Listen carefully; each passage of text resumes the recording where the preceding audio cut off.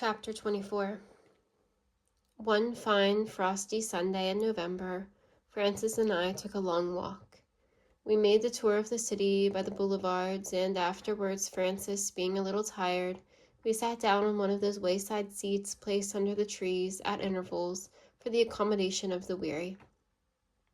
Francis was telling me about Switzerland.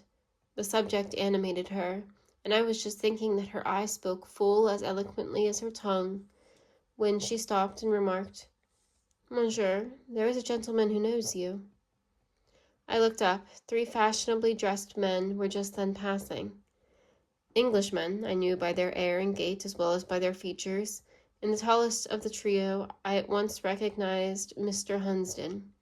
He was in the act of lifting his hat to Francis. Afterwards, he made a grimace at me and passed on.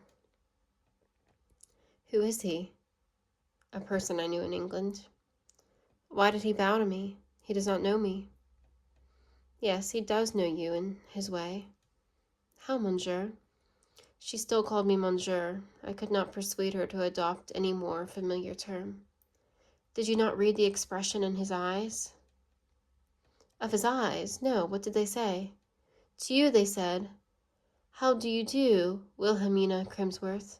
To me, 'So you have found your counterpart at last. There she sits, the female of kind, your kind.'" "Monsieur, you could not read all that in his eyes. He was so soon gone."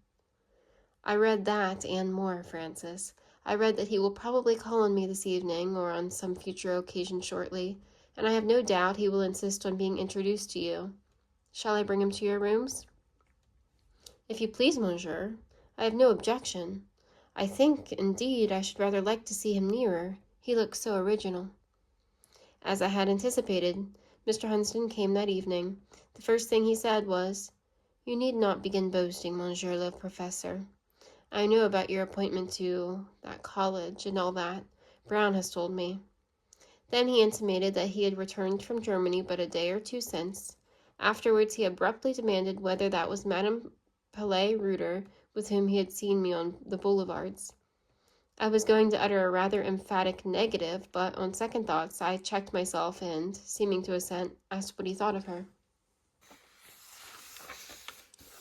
"As to her, I'll come to that directly, but I've first a word for you. I see you are a scoundrel. You've no business to be promenading about with another man's wife. Thought you had sounder sense than to get mixed up in foreign hodgepodge of this sort." "But the lady?" "She's too good for you, evidently. She is like you, but something better than you. No beauty, though. Yet when she rose, for I looked back to see you both walk away, I thought her figure and carriage good. These foreigners understand grace. What the devil has she done with Pellet? She has not been married to him 3 months. He must be a spoon." I would not let the mistake go too far. I did not like it much. "Pellet? How your head runs on Monsieur and Madame Pellet. You are always talking about them. I wish to the gods you would wed Mademoiselle Zoraide yourself." "Was that young gentlewoman not Mademoiselle Zoraide?" "No, nor Madame Zoraide either." "Why did you tell a lie then?" "I told no lie, but you were in such a hurry. She is a pupil of mine, a Swiss girl." "And of course you were going to be married to her. Don't deny that." "Married? I shall think, if fate steers us both 10 weeks longer.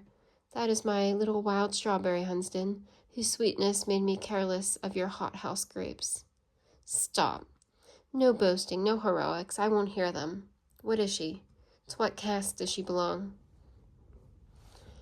I smiled. Hunsden unconsciously laid stress on the word caste, and, in fact, Republican lord-hater as he was, Hunsden was as proud of his old shire blood, of his descent and family standing, respectable and respected through long generations back, as any peer in the realm of his Norman race and conquest-dated title.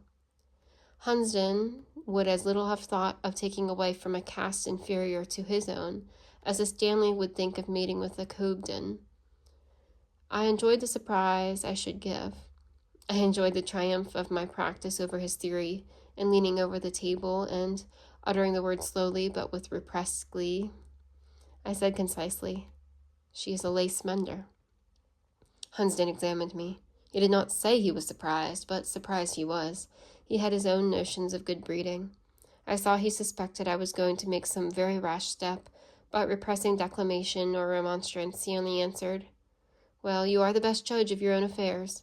A lace-mender may make a good wife as well as a lady, but of course you have taken care to ascertain thoroughly that, since she has not education, fortune, or station, she is well furnished with such natural qualities as you think most likely to conduce to your happiness. Has she many relations?" "None in Brussels." "That is better. Relations are often the real evil in such cases. I cannot but think that a train of inferior connections would have been a bore to you to your life's end." After sitting in silence a little while longer, Hunsden rose and was quietly bidding me good evening. The polite, considerate manner in which he offered me his hand, a thing he had never done before, convinced me that he thought I had made a terrible fool of myself, and that, ruined and thrown away as I was, it was no time for sarcasm or cynicism, or indeed for anything but indulgence and forbearance. "Good night, William," he said in a really soft voice, while his face looked benevolently compassionate. "Good night, lad. I wish you and your future wife much prosperity, and I hope she will satisfy your fastidious soul." I had much ado to refrain from laughing as I beheld the magnanimous pity of his mien. Maintaining, however, a grave air, I said, "I thought you would have liked to see Mademoiselle Henry." "Oh, that is the name. Yes, if it would be convenient, I should like to see her, but—" He hesitated. "Well, I should on no account wish to intrude." "Come, then," said I. We set out. Hunsden, no doubt, regarded me as a rash, imprudent man, thus to show my poor little grisette's sweetheart and her poor little unfurnished attic. But he prepared to the act, the real gentleman, having, in fact, the kernel of that character under the harsh husk it pleased him to wear by way of mental mackintosh. He yet talked affably, and even gently, as we went along the street. He had never been so civil to me in his life. We reached the house, entered, ascended the stair. On gaining the lobby, Hunsden turned to mount a narrower stair which led to a higher story. I saw his mind was bent on the attics. "Here, Mr. Hunsden," said I quietly, tapping at Francis's door. He turned. In his genuine politeness, he was a little disconcerted at having made the mistake. His eye reverted to the green mat, but he said nothing. We walked in, and Frances rose from her seat near the table to receive us. Her morning attire gave her a recluse rather than conventual, but, withal, very distinguished look. Its grave simplicity added nothing to beauty, but much to dignity. The finish of the white collar and the cuffs sufficed for relief to the merino gown of solemn black. Ornament was forsworn. Frances curtsied with sedate grace, looking, as she always did when one first accosted her, more a woman to respect than to love. I introduced Mr. Hunsden, and she expressed her happiness at making his acquaintance in French.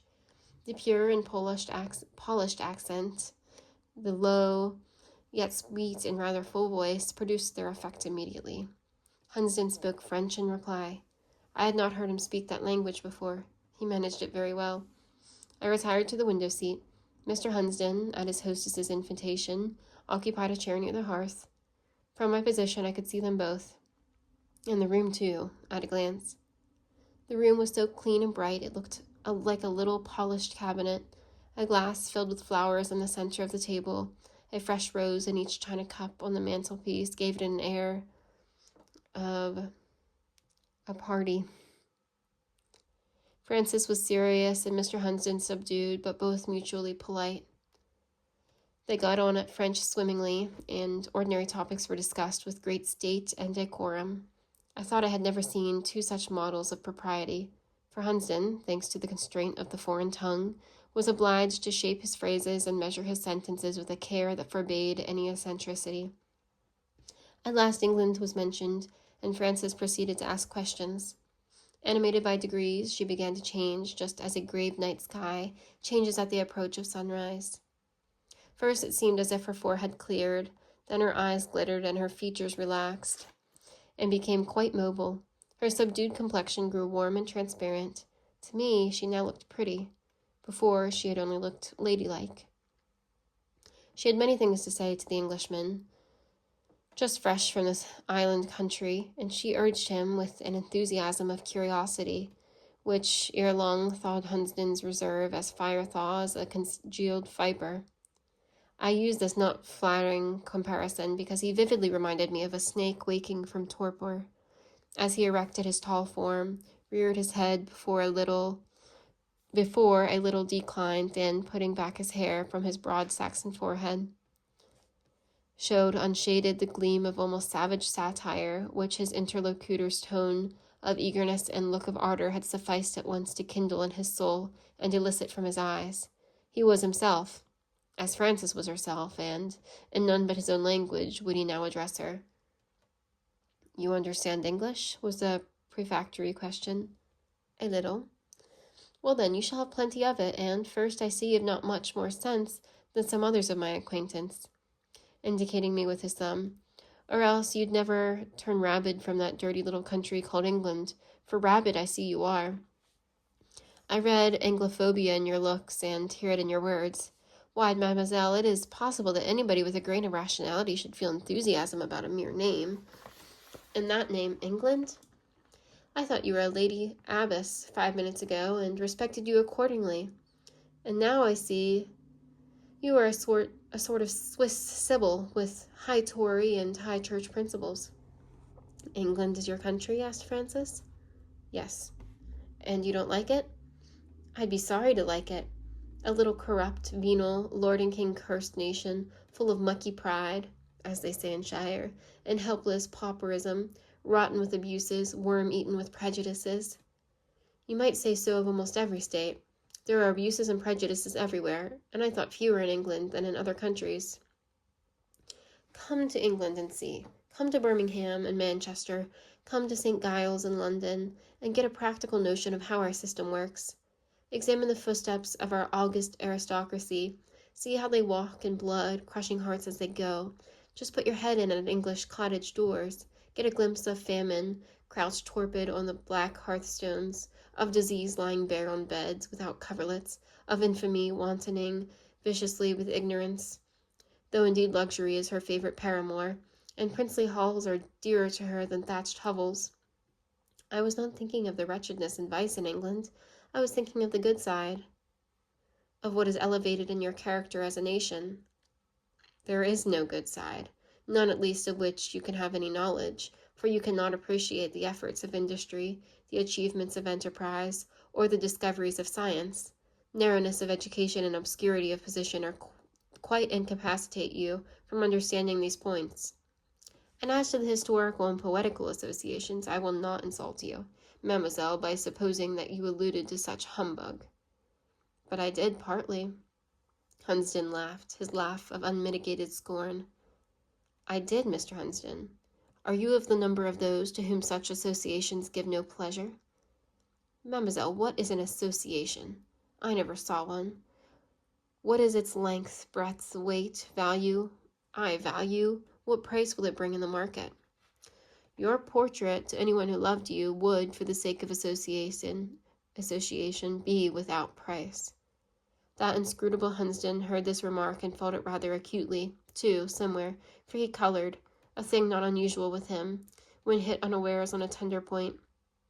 A sort of trouble momentarily darkened his eye, and I believed he filled up the transient pause succeeding his antagonist's home, thrust by a wish that someone did love him as he would like to be loved, someone whose love he could unreservedly return.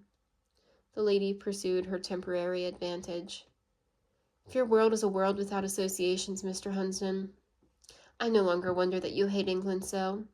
I don't clearly know what paradise is and what angels are, yet, taking it to be the most glorious region I can conceive, and angels the most elevated existences, if one of them, if Abdiel the faithful himself," she was thinking of Milton, "were suddenly stripped of the faculty of association, I think he would soon rush forth from the ever-enduring gates, leave heaven, and seek what he had lost in hell. Yes, in the very hell from which he turned, with retorted scorn." Frances's tone in saying this was as marked as her language, and it was when the word hell twanged off her lips, with a somewhat startling emphasis, that Hunsden deigned to bestow one slight glance of admiration. He liked something strong, whether in a man or woman. He liked whatever dared to clear conventional limits. He had never before heard a lady say hell with that uncompromising sort of accent, and the sound pleased him from a lady's lips. He would fain have had Frances to strike the string again, but it was not in her way. The display of eccentric vigor never gave her pleasure, and it only sounded in her voice or flashed in her countenance when extraordinary circumstances, and those generally painful, forced it out of the depths where it burned latent. To me, once or twice, she had intimate conversation, uttered venturous thoughts and nervous language, but when the hour of such manifestation was past, I could not recall it. It came of itself, and of itself departed. Hunsden's excitations she put soon by, with a smile, and, recurring to the theme of disputation, said, "Since England is nothing, why do the continental nations respect her so?" "I should have thought no child would have asked that question," replied Hunsden, who never at any time gave information without reproving for stupidity those who asked it of him. "If you had been my people, as I suppose you once had the misfortune to be that of a deplorable character not 100 miles off, I would have put you in the corner for such a confession of ignorance. Why, mademoiselle, can't you see that it is our gold which buys us French politeness, German goodwill, and Swiss servility?" And he sneered diabolically. "Swiss," said Frances, catching the word servility. "Do you call my countrymen servile?" And she started up. I could not suppress a low laugh. There was ire in her glance and defiance in her attitude. "Do you abuse Switzerland to me, Mr. Hunsden? Do you think I have no associations? Do you calculate that I am prepared to dwell only on what vice and degradation may be found in Alpine villages, and to leave quite out of my heart the social greatness of my countrymen, and our blood-earned freedom, and the natural glories of our mountains? You're mistaken. You're mistaken. Social greatness, call it what you will, your countrymen are sensible fellows. They make a marketable article of what to you is an abstract idea. They have, ere this, sold their social greatness and also their blood-earned freedom to the servants of foreign kings. You never were in Switzerland?" "Yes, and I have been there twice." "You know nothing of it." "I do." "And you say the Swiss are mercenary, as a parrot says, 'Poor Paul,' or as the Belgians here say the English are not brave, or as the French accuse them of being perfidious. There is no justice in your dictums."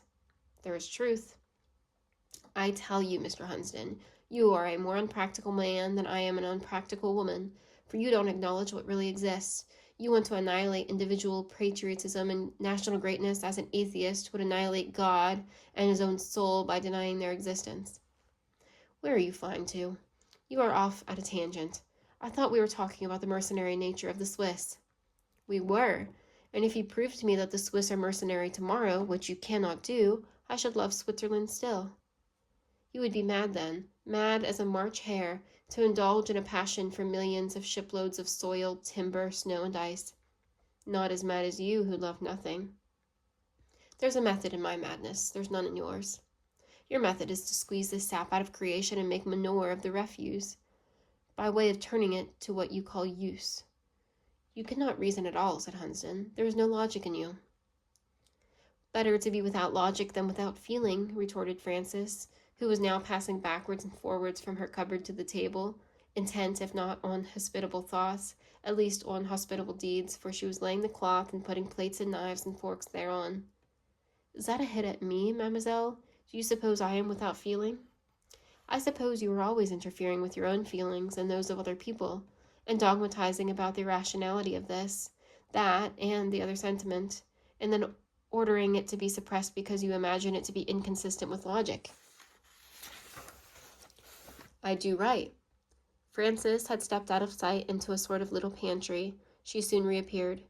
"You do right? Indeed, no. You are much mistaken if you think so. Just be so good as to let me get to the fire, Mr. Hunsden. I have something to cook." An interval occupied in settling a casserole on the fire. Then, while she stirred its contents, "Right. As if it were right to crush any pleasurable sentiment that God has given to man, especially any sentiment that, like patriotism, spreads man's selfishness in wider circles." Fire stirred, dish put down before it. "Were you born in Switzerland?" "I should think so, or else why should I call it my country?" "And where did you get your English features and figure?" "I am English, too. Half the blood in my veins is English. Thus, I have a right to a double power of patriotism, possessing an interest in two noble, free, and fortunate countries. You had an English mother? Yes, yes, and you, I suppose, has a mother from the moon or from Utopia, since not a nation in Europe has a claim on your heart or in your interest. On the contrary, I am a universal patriot, if you could understand me rightly. My country is the world. Sympathies so widely diffused must be very shallow. Will you have the goodness to come to table, monsieur? To me, who appeared to be now absorbed in reading by moonlight. Monsieur, supper is served. This was said in quite a different voice to that in which she had been bandying phrases with Mr. Hunsden, not so short, graver and softer. Francis, what do you mean by preparing supper? We had no intention of staying. Ah, monsieur, but you have stayed and supper is prepared. You have only the alternative of eating it. The meal was a foreign one, of course. It consisted of 2 small but tasty dishes of meat prepared with skill and served with nicety. A salad and French cheese completed it. The business of eating interposed a brief truce between the belligerents, but no sooner was supper disposed of than they were at it again. The fresh subject of dispute ran on the spirit of religious intolerance which Mr. Hunsden affirmed to exist strongly in Switzerland, notwithstanding the professed attachment of the Swiss to freedom. Here Frances had greatly the worst of it, not only because she was unskilled to argue, but because her own real opinions on the point in question happened to coincide pretty nearly with Mr. Hunsden's, and she only contradicted him out of opposition.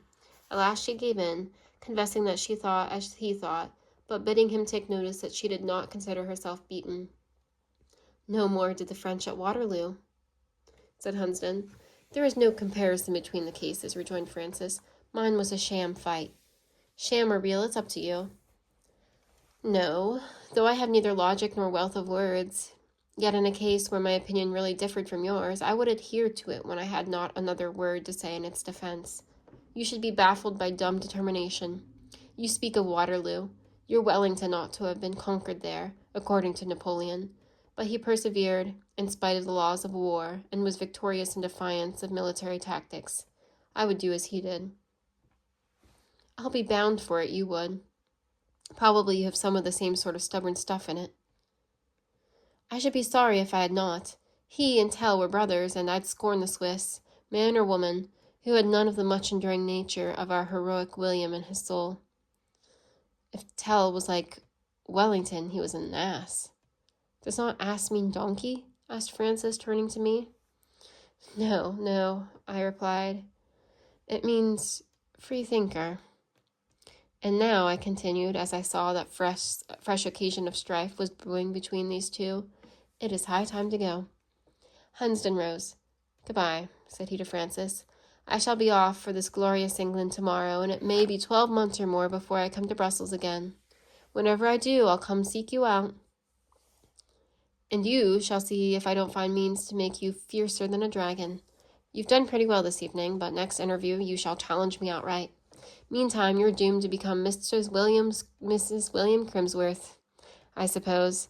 Poor young lady, but you have a spark of spirit. Cherish it and give the professor the full benefit thereof.